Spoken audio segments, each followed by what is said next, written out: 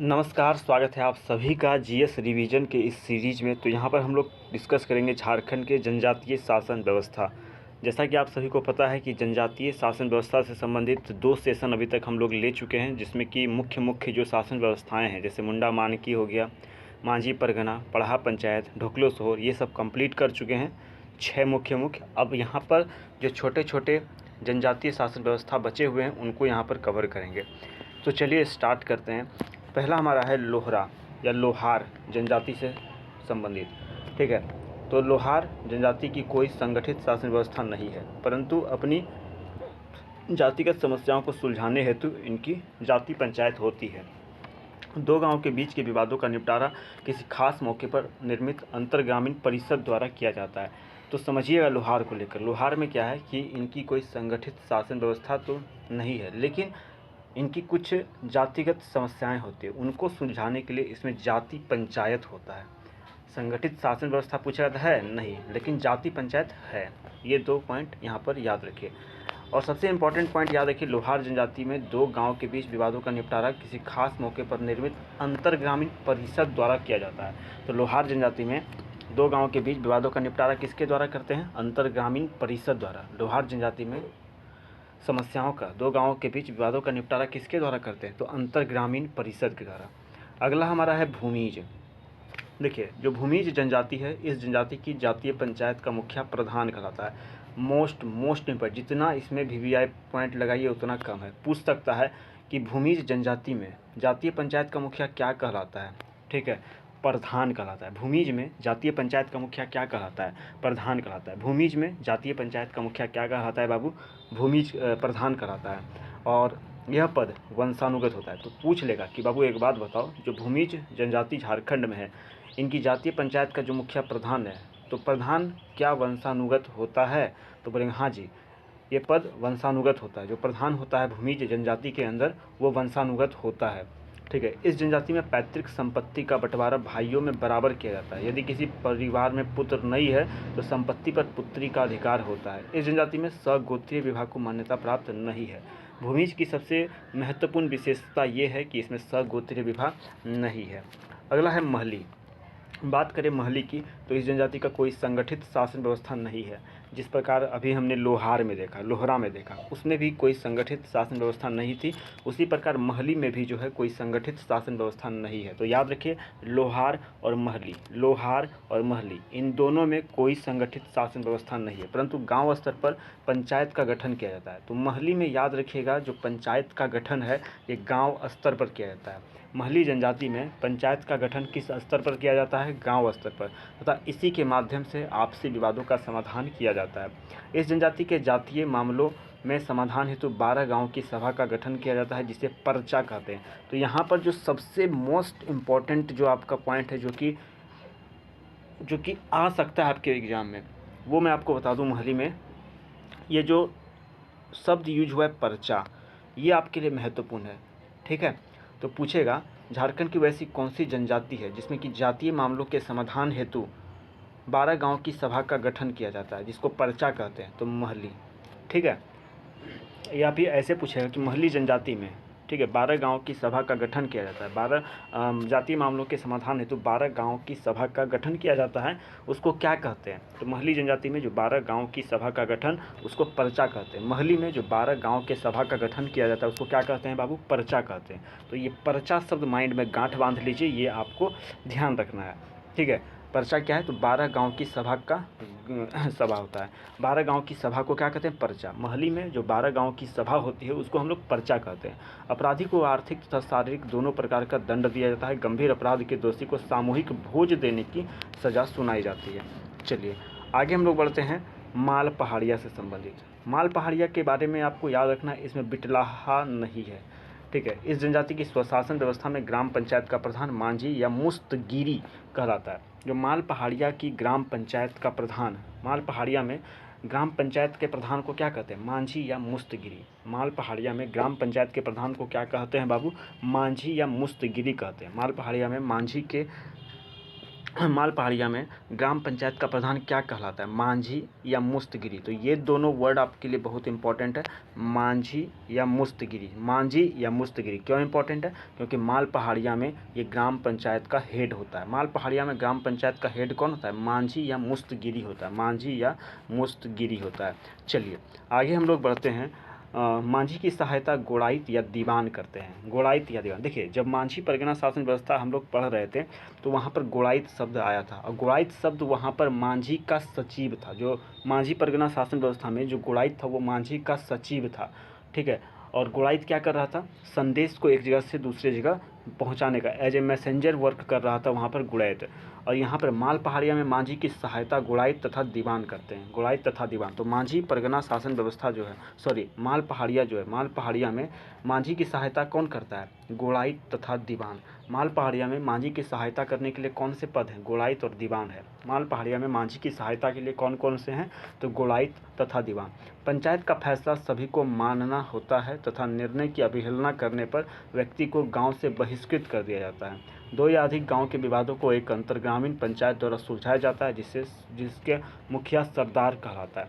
तो ये पॉइंट आपके लिए महत्वपूर्ण हो सकता है। ये वाला पूछेगा कि जो माल पहाड़िया है उसमें दो या अधिक गांव के विवाद को एक अंतर्ग्रामीण पंचायत द्वारा सुलझाते हैं, ठीक है। तो माल पहाड़िया में जो अंतर्ग्रामीण पंचायत है, तो अंतर्ग्रामीण पंचायत का मुखिया क्या कहलाता है, सरदार। याद रखिएगा, माल पहाड़िया में अंतर्ग्रामीण पंचायत के मुखिया को क्या कहते हैं, सरदार। माल पहाड़िया में अंतर्ग्रामीण पंचायत के मुखिया को क्या कहते हैं, सरदार। माल पहाड़िया में अंतर्ग्रामीण पंचायत के मुखिया को क्या कहते हैं, सरदार। माल पहाड़िया में अंतर्ग्रामीण पंचायत के मुखिया को क्या कहते हैं बाबू, सरदार कहते हैं। इस जनजाति में बिटलाहा जैसी सजा का प्रावधान नहीं है। चलिए आगे हम लोग बढ़ते हैं सौरिया पहाड़िया। तो सौरिया पहाड़िया की बात करेंगे तो माल पहाड़िया की ही भांति इस जनजाति की स्वशासन व्यवस्था में ग्राम पंचायत का प्रधान मांझी कहलाता है। जैसे माल पहाड़िया में अभी हमने देखा, माल पहाड़िया में जो ग्रामीण पंचायत होता है, ठीक है, जो ग्राम पंचायत होता है तो उसके हेड को हम लोग मांझी या मुस्तगिरी बोलते हैं। उसी प्रकार जो सौरिया पहाड़िया है, सौरिया पहाड़िया में ग्राम पंचायत के हेड को मांझी कहते हैं। मांझी का मुख्य कार्य सभी प्रकार के झगड़ों का निपटारा करना होता है, साथ ही वह धार्मिक क्रियाकलापों का संपादन भी करता है। सौरिया पहाड़िया में क्या होता है, मांझी ये धार्मिक क्रियाकलापों को भी देखता है। जो सौरिया पहाड़िया जनजाति है इसमें मांझी धार्मिक क्रियाकलापों का भी संपादन करता है।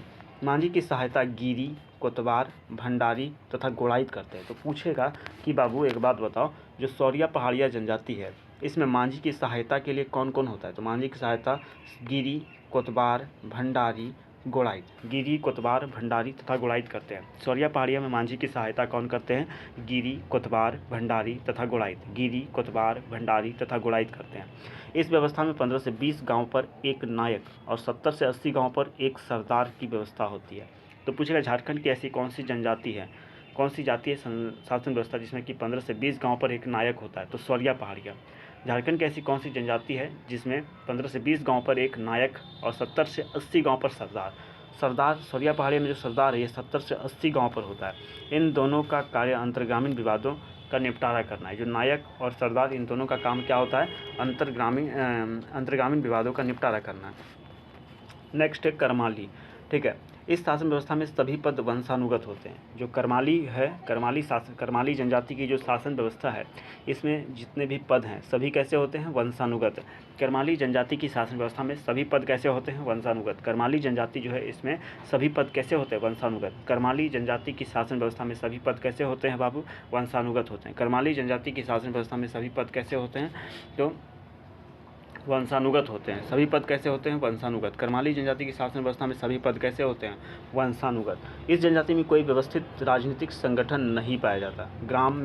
गांव में जातीय पंचायत का प्रधान मालिक कहलाता है। तो ये इंपॉर्टेंट पॉइंट आपके लिए महत्वपूर्ण हो सकता है, ध्यान रखिए। जो करमाली है, करमाली जनजाति में जातीय पंचायत का प्रधान क्या कहलाता है, मालिक। सबसे मोस्ट आपका इंपॉर्टेंट पॉइंट हो सकता है ये। करमाली में जातीय पंचायत के प्रधान को क्या कहते हैं, मालिक। करमाली जनजाति में जातीय पंचायत का प्रधान क्या कहलाता है, मालिक। करमाली में जातीय पंचायत के प्रधान को क्या कहते हैं, मालिक। करमाली में जातीय पंचायत के प्रधान को क्या कहते हैं बाबू, मालिक कहते हैं, ठीक है। यह पद वंशानुगत होता है। मालिक गांव के विवाह, गोत्र, यौन अपराध आदि मामलों का निष्पादन करता है। परगना स्तर पर सतगवैया नामक पंचायत, तो पूछ लेगा सतगवैया नामक पंचायत ये किस स्तर पर होता है, परगना स्तर पर। करमाली जनजाति में झारखंड की ऐसी कौन सी जनजाति है जिसमें कि परगना स्तर पर सतगवैया नामक पंचायत होता है? तो करमाली में। तो सतगवैया नामक पंचायत किस स्तर पर? परगना स्तर पर होता है। सतगवैया नामक पंचायत किस स्तर पर होता है? तो परगना स्तर पर। सतगवैया नामक पंचायत किस स्तर पर होता है? तो परगना स्तर पर, जिसका प्रमुख कार्य अंतर्ग्रामीण विवादों का निपटारा करना होता है। इसका प्रमुख परगना मालिक होता है। देखिए, परगना स्तर पर सतगवैया नामक पंचायत होती है। करमाली जनजाति में क्या होता है? परगना स्तर पर सतगवैया नामक पंचायत होती है और सतगवैया नामक पंचायत का जो प्रमुख है वो परगना मालिक होता है। सतगवैया नामक जो पंचायत, ठीक है, इसका हेड कौन होता है? परगना मालिक होता है। परगना से ऊपर 20 से 22 गांव की एक पंचायत होती है जिसे बाईसी कहा जाता है। इस जनजाति में शारीरिक के साथ साथ आर्थिक दंड का भी प्रावधान है। गोड़ाई द्वारा पंचायत की बैठक की सूचना गांव के लोगों तक।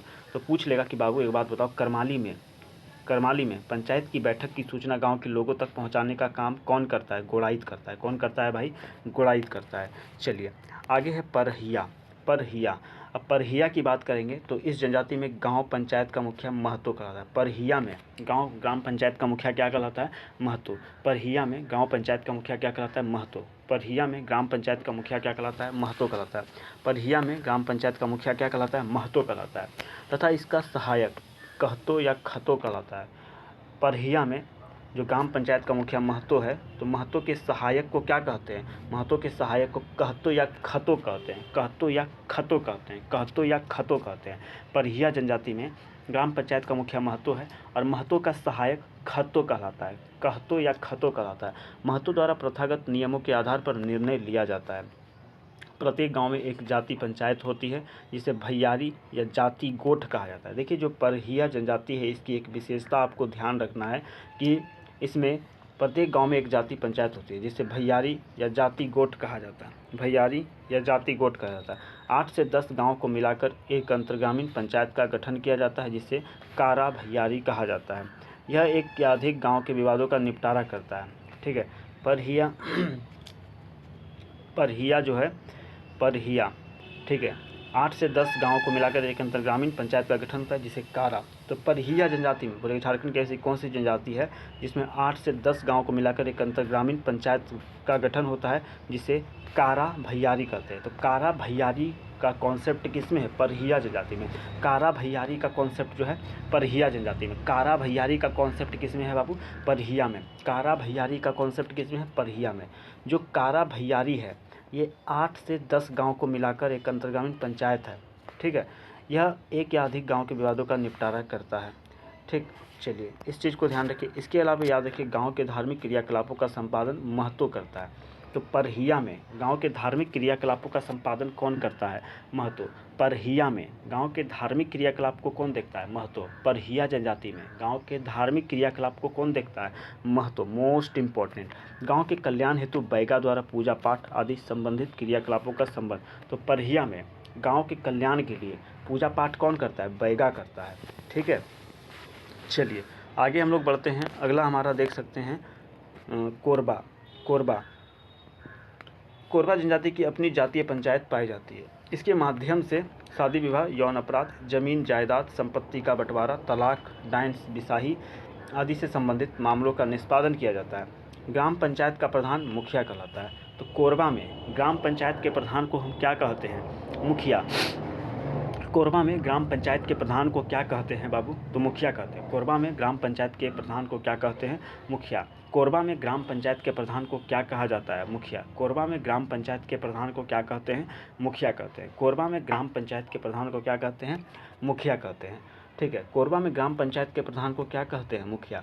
अंतर्ग्रामीण विवादों के निपटारे हेतु बड़ा मुखिया नामक पद का प्रावधान है। तो कोरबा जनजाति में अंतर्ग्रामीण विवादों के निपटारा के लिए कौन होता है? बड़ा मुखिया। कोरबा जनजाति में अंतर्ग्रामीण विवाद का निपटारा करने के लिए कौन होता है? बड़ा मुखिया। इस जनजाति में गवाही को शपथ दिलाकर, ठीक है, इस जनजाति में गवाहों को शपथ दिलाकर आरोप की सत्यता का पता लगाया जाता है। जाति से बाहर विवाह करने पर व्यक्ति को बिटलाहा की भांति ही समाज से निष्कासित किया जा सकता है। देखिए, जो कोरबा जनजाति है ना, इसमें अगर कोई जाति से बाहर विवाह करता है तो व्यक्ति को बिटलाहा के समान ही सजा दी जाती है। तो इस बिंदु को यहाँ पर ध्यान रखिए।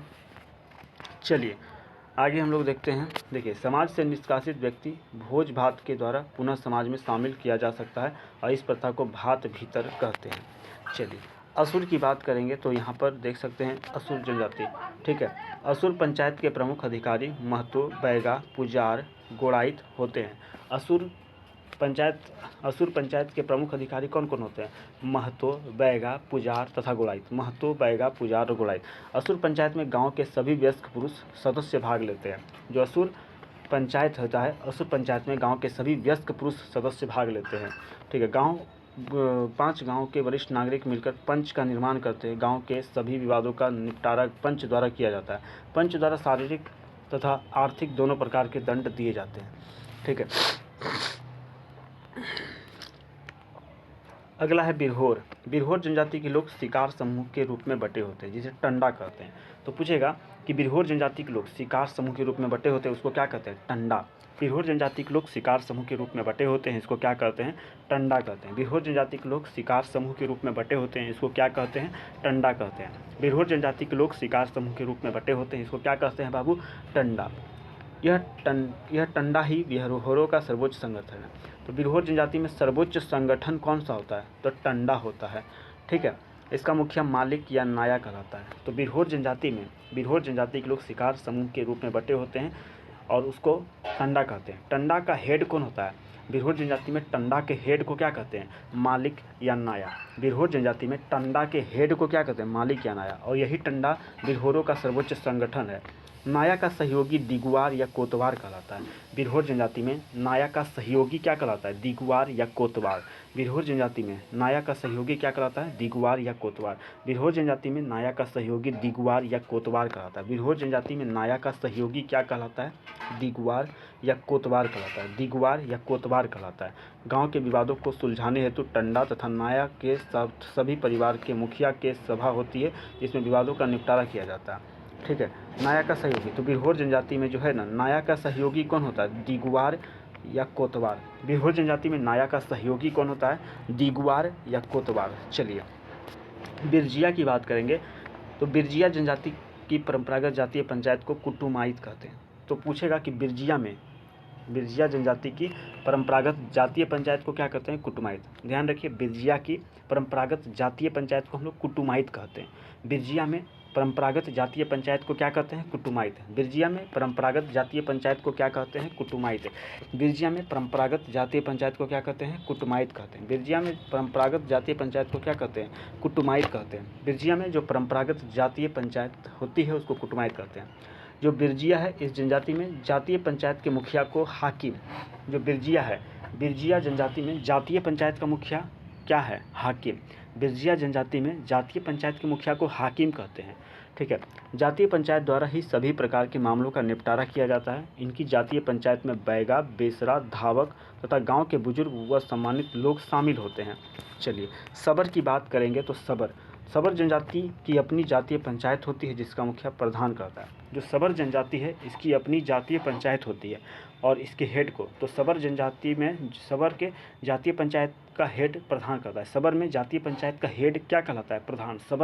सबर करो प्रधान आ रहे हैं, सबर करो प्रधान आ रहे हैं। प्रधान की सहायता गोड़ाइत करता है। तो सबर जनजाति में प्रधान की सहायता कौन करता है? गोड़ाइत। जो प्रधान के सभी आदेशों एवं संदेशों को गांव के लोगों तक पहुंचाने का काम करता है।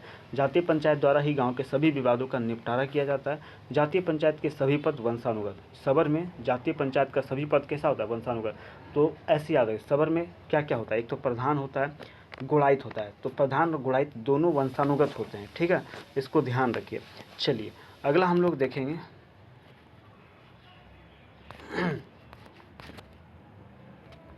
चलिए, अगला हमारा जो है खोंड है। खोंड की बात करेंगे तो खोंड जनजाति में गांव के मुखिया को गोटिया कहते हैं।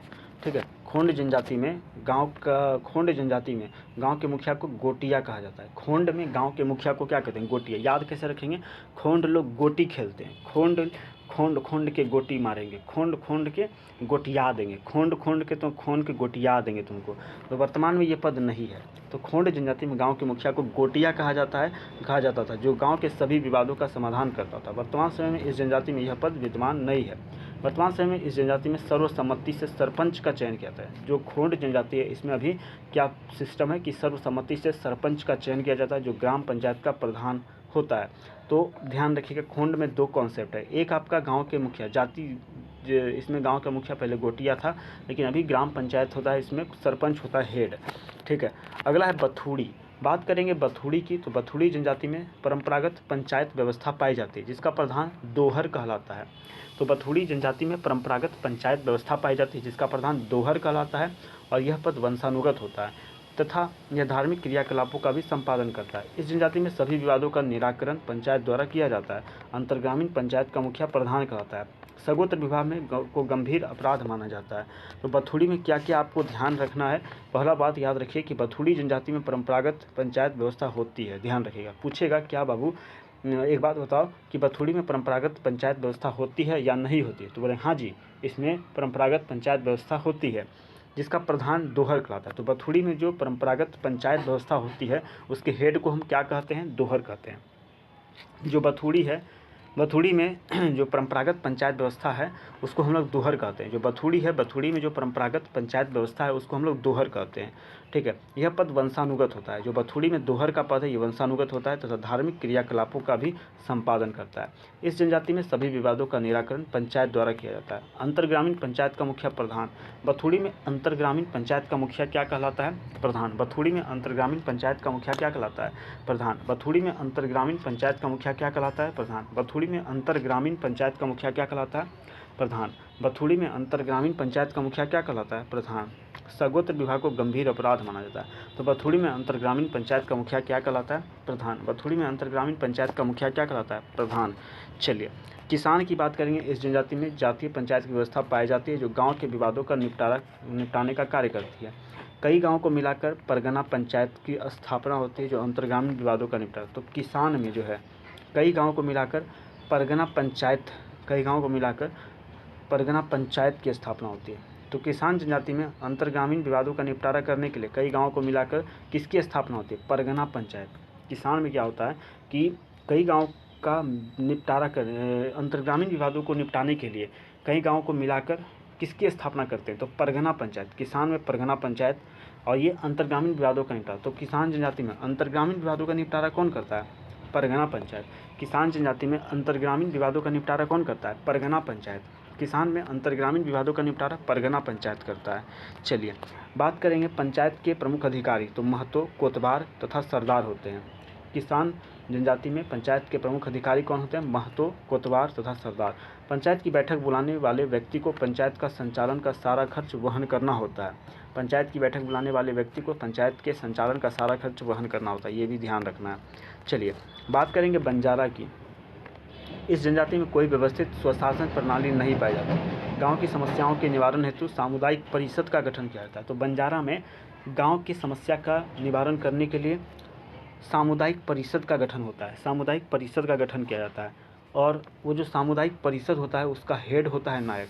तो बंजारा जनजाति में गाँव की समस्याओं का निवारण करने के लिए सामुदायिक परिषद का गठन करते हैं, और सामुदायिक परिषद का हेड कौन होता है? तो उसका हेड नायक होता है। बंजारा जनजाति में गांव की समस्याओं का निवारण करने के लिए एक सामुदायिक परिषद गठित होती है। इसका हेड कौन होता है? तो हेड होता है नायक। ठीक है, नायक का चुनाव बंजारा जनजाति के सदस्यों द्वारा किया जाता है। चलिए, अगला देखिए, अगला है बिंझिया। ठीक है, बिंझिया में आपको मैंने बताया था, जब हम लोग झारखंड की जनजातियों के बारे में देख रहे थे तो वहाँ पर वधु मूल्य पढ़ रहे थे। तो वधु मूल्य, बिंझिया में वधु मूल्य को डाली कटारी बोलता है। ट्रिक क्या था कि झिया झिया के काटबऊ। ठीक है, झिया झिया के काटबऊ, ये ट्रिक हमने वहाँ पर लगाया था। देखिए, जो बिंझिया है इस जनजाति की अपनी जातीय पंचायत होती है, जिसके प्रधान मादी तथा गद्दी होते हैं। तो बिंझिया में जातीय पंचायत का हेड कौन होता है? मादी तथा गद्दी। मादी तथा गद्दी। ठीक है, बिंझिया में जो जातीय पंचायत है उसके हेड को मादी तथा गद्दी कहते हैं। जातीय मामलों का निराकरण जातीय पंचायत में किया जाता है। इस जनजाति में प्रत्येक घर के प्रतिनिधि सदस्य मिलकर एक प्रतिनिधि समिति का गठन करते हैं, जिसका हेड करटाहा कहलाता है। तो बिंझिया में याद रखिएगा, बिंझिया में प्रतिनिधि समिति का गठन होता है और बिंझिया में प्रत्येक घर के प्रतिनिधि सदस्य मिलकर एक प्रतिनिधि समिति का गठन करते हैं। उसके हेड को करटाहा बोलते हैं। ठीक है, बिंझिया में प्रतिनिधि समिति का हेड कौन होता है? करटाहा। बिंझिया में प्रतिनिधि समिति का हेड करटाहा। करटाहा ही सभी प्रकार के विवादों का निराकरण करता है तथा फैसला अंतिम व सभी को मान्य होता है। जो बिंझिया है, बिंझिया जनजाति में गोमांस का भक्षण वर्जित है तथा गोमांस का भक्षण करने वाले समाज से बहिष्कृत करने का प्रावधान है। कुछ अपराधों के मामले में गाँव को सामूहिक भोज देने पर समाज से बहिष्कृत लोगों को पुनः समाज में शामिल कर लिया जाता है। ठीक है, तो इसको ध्यान रखना है। चलिए आगे हम लोग बढ़ते हैं। तो अगला देखिए, गोंड की बात करेंगे। तो गोंड जनजाति में देखा जाए तो इस जनजाति में जातीय पंचायत की व्यवस्था पाई जाती है, जिसका मुखिया बैगा होता है, जिसे सयाना। याद रखिएगा, जो गोंड जनजाति है तो गोंड जनजाति में जातीय पंचायत का हेड बैगा होता है। गोंड में जातीय पंचायत के हेड को बैगा कहते हैं। गोंड जनजाति में जातीय पंचायत को हेड को क्या कहते हैं? बैगा, और इसको सयाना भी कहते हैं। गोंड जनजाति में जातीय पंचायत का हेड बैगा या सयाना कहलाता है। गोंड जनजाति में जो जातीय पंचायत का हेड है बैगा या सयाना कहलाता है। गांव के सभी विवादों का निपटारा जातीय पंचायत में ही किया जाता है, जहां सर्वसम्मति से निर्णय लिए जाते हैं। पंचायत द्वारा सुनाए गए फैसले की अवहेलना करने पर व्यक्ति को समाज से बहिष्कृत कर दिया जाता है। क्षमा मांगने पर, जाति भोज देने पर बहिष्कृत व्यक्ति को पुनः समाज में शामिल कर लिया जाता है। चलिए अगला है हमारा चेरो। बात करेंगे चेरो की। तो चेरो जनजाति में स्वशासन की व्यवस्था विद्यमान है, जिसकी अपनी पंचायत होती है। इसी पंचायत में गांव के विभिन्न विवादों का समाधान किया जाता है। इस जनजाति में गांव, अंचल तथा जिला स्तर पर पंचायत की व्यवस्था होती है। गांव तथा अंचल स्तर के पंचायत का प्रधान मुखिया तथा जिला स्तर के पंचायत का प्रधान सभापति कहलाता है। पंचायत के निर्णय का उल्लंघन करने पर दोषी को जाति या समाज से बहिष्कृत करने का प्रावधान। तो चेरो में ध्यान रखिएगा, चेरो जनजाति में स्वशासन की व्यवस्था विद्यमान है और इसकी अपनी पंचायत होती है। इसी पंचायत के गांव के विभिन्न विवादों का समाधान किया जाता है। इस जनजाति में गांव, अंचल तथा जिला स्तर पर पंचायत की व्यवस्था। तो चेरो में जो पंचायत की व्यवस्था है किन किन स्तर पर? गांव स्तर पर, अंचल स्तर पर और जिला स्तर पर। चेरो में जो पंचायत की व्यवस्था होती है किस स्तर पर? एक तो गांव स्तर पर, अंचल स्तर पर और जिला स्तर पर। गांव तथा अंचल स्तर के पंचायत का प्रधान मुखिया और जिला स्तर के पंचायत का प्रधान सभापति। तो ये इंपॉर्टेंट पॉइंट है आपका, यहाँ से हो सकता है तो प्रश्न बना सकता है। तो पूछेगा कि चेरो जनजाति में गांव तथा अंचल स्तर के पंचायत का प्रधान कौन होता है? मुखिया, और जिला स्तर के पंचायत का प्रधान सभापति। चेरो में जिला स्तर के पंचायत का प्रधान कौन होता है? सभापति। चेरो जनजाति में जिला स्तर के पंचायत का प्रधान कौन होता है? सभापति। पंचायत के निर्णय का उल्लंघन करने पर दोषी को जाति व समाज से बहिष्कृत कर देते हैं। अगला है चीक बढ़ाई। इस जनजाति में कोई व्यवस्थित स्वशासन प्रणाली विद्यमान नहीं है। जो चीक बढ़ाई है ना, इसमें कोई व्यवस्थित स्वशासन प्रणाली की व्यवस्था नहीं है।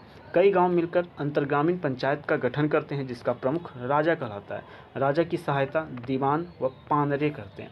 देखिए, जो चीक बढ़ाई है इसमें कई गांव मिलकर अंतर्ग्रामीण पंचायत का गठन करते हैं और चीक बढ़ाई में अंतर्ग्रामीण पंचायत के हेड को राजा कहते हैं। चीक बढ़ाई में जो अंतर्ग्रामीण पंचायत का हेड है वो क्या कहलाता है? राजा। चीक बढ़ाई में अंतर्ग्रामीण पंचायत का हेड क्या कहलाता है? राजा। चीक बढ़ाई में अंतर्ग्रामीण पंचायत का हेड क्या कहलाता है? राजा। चीक बढ़ाई में अंतर्ग्रामीण पंचायत के हेड को क्या कहते हैं? राजा।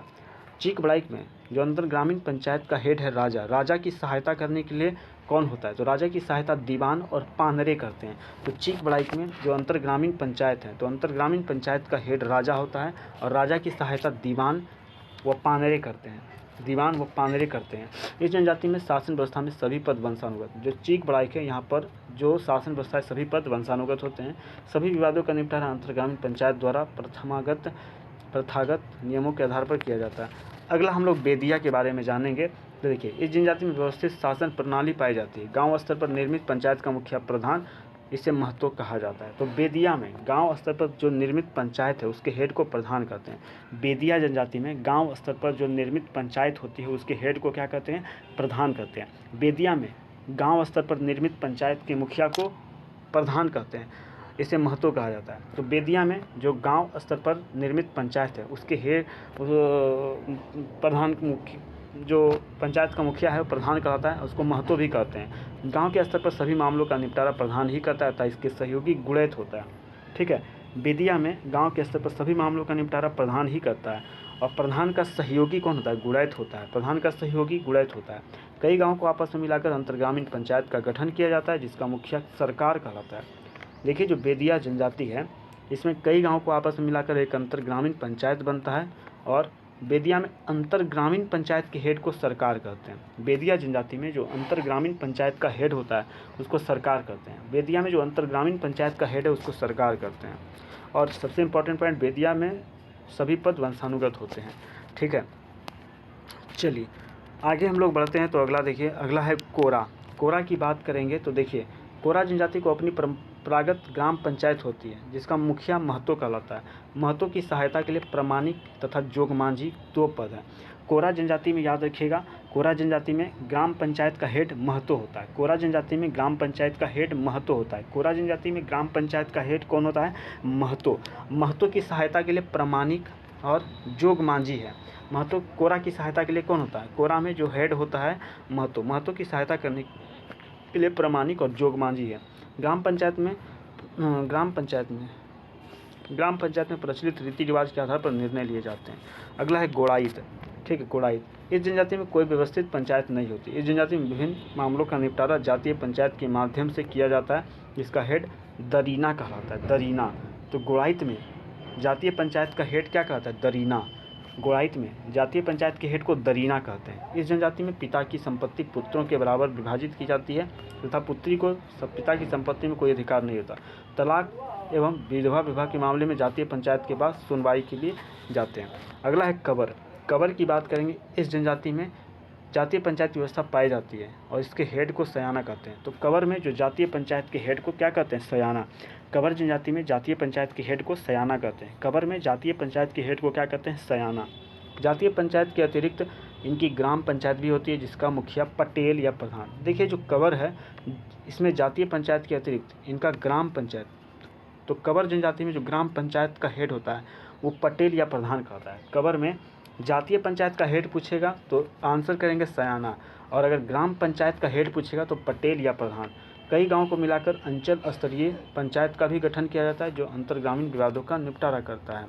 ठीक है, इसके अलावा कई अंचलों को आपस में मिलाकर एक केंद्रीय पंचायत का गठन किया जाता है जो संपूर्ण क्षेत्र से संबंधित विवादों का निपटारा करता है। कोल की बात करेंगे तो देखिए, इस जनजाति में परंपरागत पंचायत की व्यवस्था पाई जाती है और इसमें मुखिया मांझी कहलाता है। तो कोल में जातीय पंचायत के मुखिया, पंचायत के हेड को क्या कहते हैं? मांझी। कोल जनजाति में जो पंचायत का हेड होता है वो मांझी होता है।